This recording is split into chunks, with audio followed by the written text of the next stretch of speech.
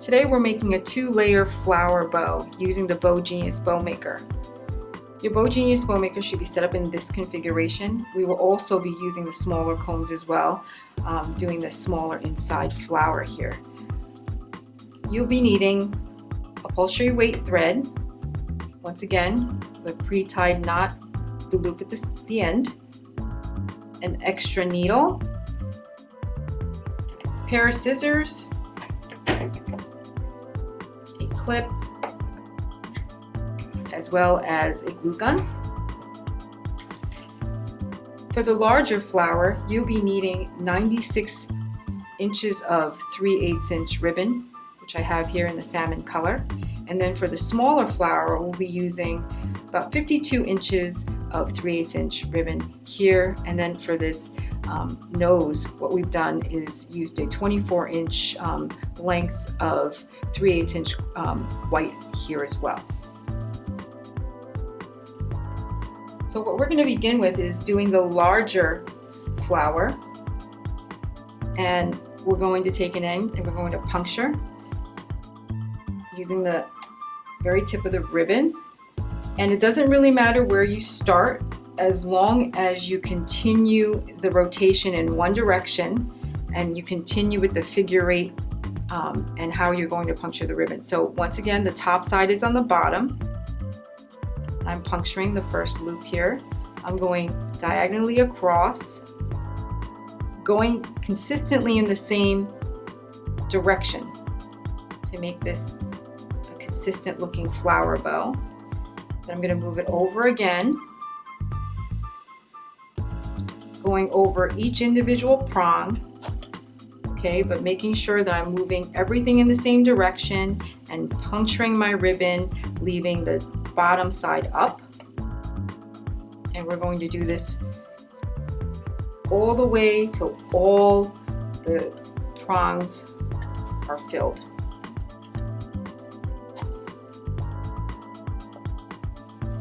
So the great thing about the BowGenius is with the needle center, it really holds your ribbon in place. So there's no shifting, especially on an intricate flower such as this. The slightest shift would change the shape of the flower all the way around.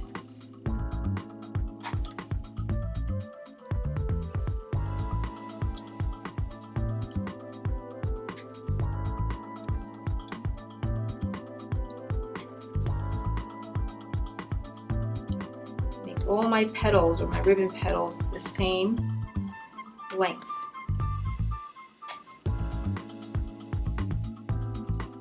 Same direction, doing my last prong, and here we are. I'm going to cut a little bit of excess off here. The bottom flower is about 5.5 inches, so the 96 inches of ribbon makes about a 5.5 inch flower. Okay, we're going to take our pre-tied looped knot, the upholstery weight thread in through the needle, as you see here, leaving about 5 inches. I'm going to go underneath everything, all my loops, get a firm grasp. I'm going to pull straight up, take the excess all the way out, and here is my center. Once again, we have the stitch, the first stitch in place. It's holding everything together. That's the great thing about the BowGenius. I'm going to hold it here, set that aside, take my extra needle, feed the other end through, and I could finish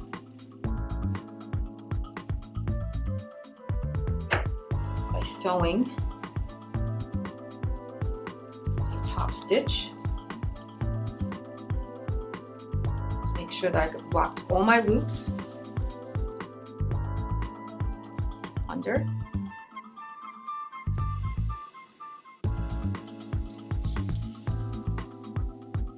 Okay, and then I'm going to do a lock stitch at the bottom.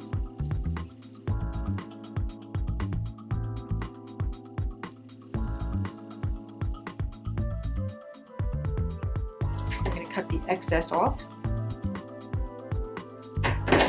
And there is my bottom layer for my bow. I'm going to set this aside.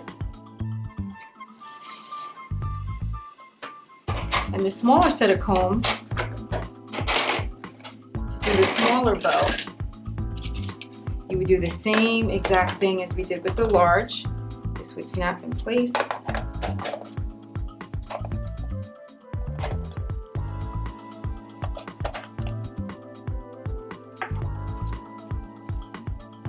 And you would puncture the end and do the same figure eight, exactly what you've done.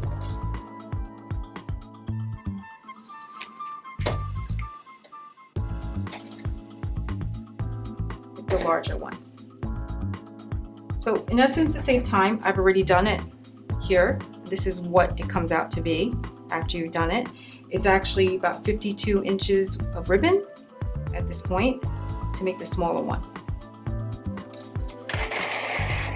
So I have my top flower, my bottom flower, and now we're going to make the nose.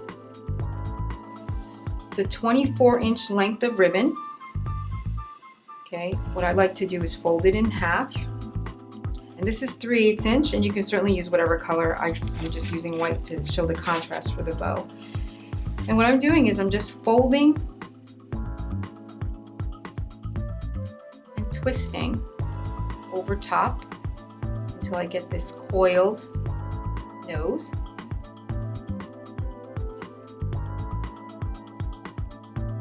I'm using 24 inches of ribbon because I do want a sizable center nose for my flower bow.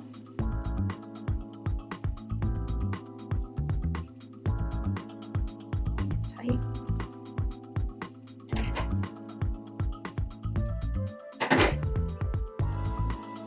To finish, a little dot of glue. Roll it all the way through. Just hold for a second.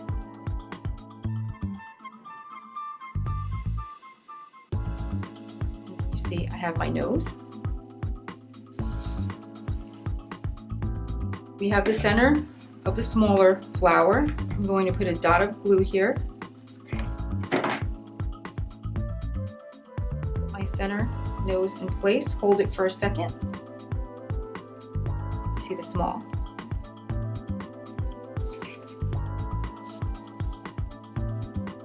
I have the center nose here as well. I'm going to put a dot of glue here. Put my smaller one over top. And here you have it, a two-tone color flower bow.